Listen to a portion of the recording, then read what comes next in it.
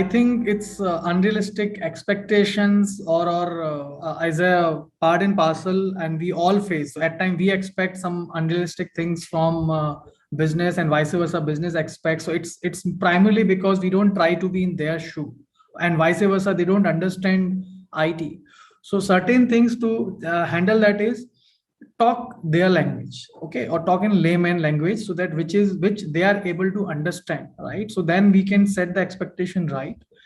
Other aspects which can be factored in, what I have always practiced is I always go with a detailed project planning, and what all challenges, what all bottlenecks or dependencies we may be having, which will impact that project in terms of timelines perspective or quality perspective or commercially, right? So I always believe in taking informed decisions. If it is an informed decision, and if anything goes wrong, right? For example, I have some deadline, right? For meeting that deadline, I have some prerequisites. If I'm not able to meet those prerequisites, I may be missing that deadline, right?